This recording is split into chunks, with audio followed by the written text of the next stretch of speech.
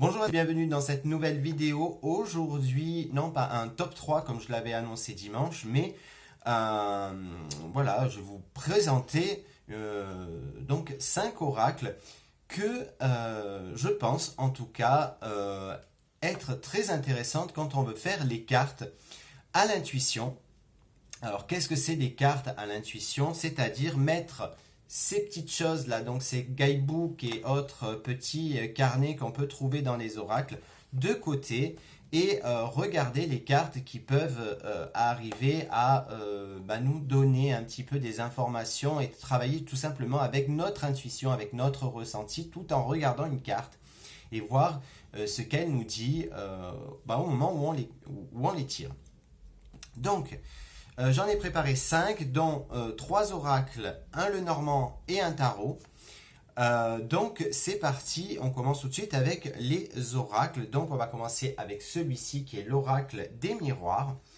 Alors je trouve que ces cartes-là sont très intéressantes. Alors si vous voulez regarder les reviews, donc toutes les cartes en entier, tout ça, que ça vous intéresse, à la fin, je vous mettrai la playlist des présentations d'oracle et tarot et vous irez faire un petit peu,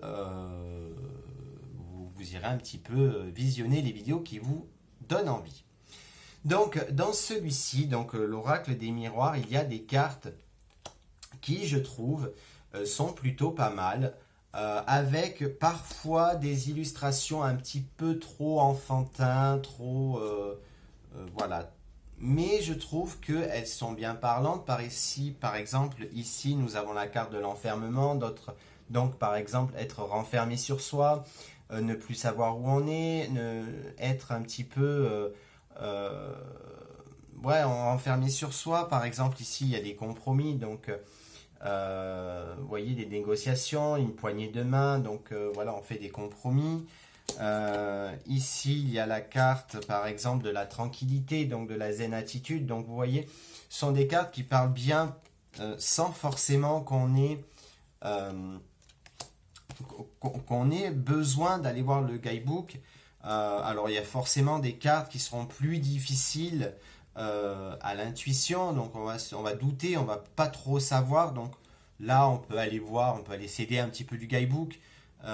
Mais je pense plus que celui-là, l'oracle des miroirs, c'est plus pour des personnes qui ont beaucoup d'intuition, qui ont beaucoup de ressenti sur les choses. Et à ce moment-là, si vous avez commencé déjà à avoir ces dons-là, donc plus pour ces personnes un petit peu expérimentées. Deuxième oracle, et là vous allez me dire, Yon, tu parles beaucoup trop de ces cartes, mais je sais, mais vraiment je trouve qu'à l'intuition, c'est vraiment un jeu qui est extrêmement sympathique, c'est l'oracle de la triade. Donc vous voyez donc un petit peu avec les symboliques, un petit peu hébraïque, un petit peu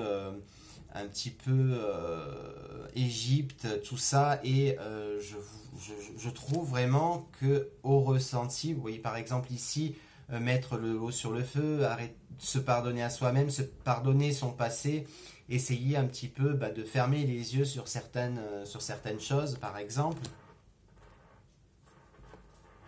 C'est vraiment un exemple, hein. Voilà, après c'est avec vos ressentis, je trouve que ces cartes-là peuvent être plutôt sympathiques. Pareil, pour les expérimenter, voir ceux qui ont un petit peu l'habitude des oracles. Ensuite, un autre, c'est l'oracle, le manuscrit. Donc, vous allez me dire, ces cartes sont très simples, sont plutôt...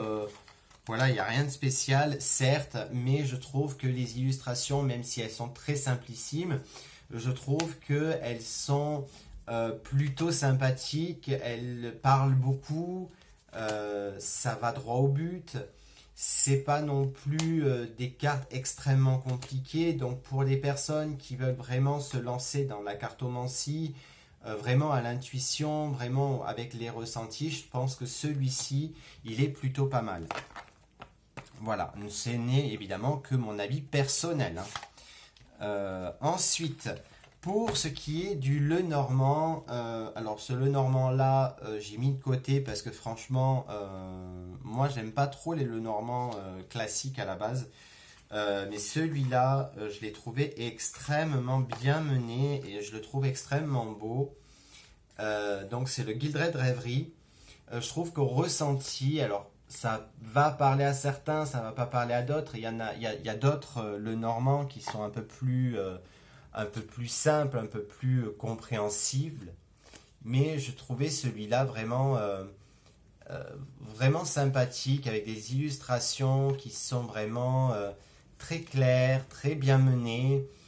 Pareil, c'est forcément des choses qu'on aime ou on n'aime pas, hein. Si on n'est pas attiré par un Lenormand parce que les cartes ne nous appellent pas, à ce moment-là, c'est sûr que mettez tout de côté et allez plus sur un oracle ou sur un tarot.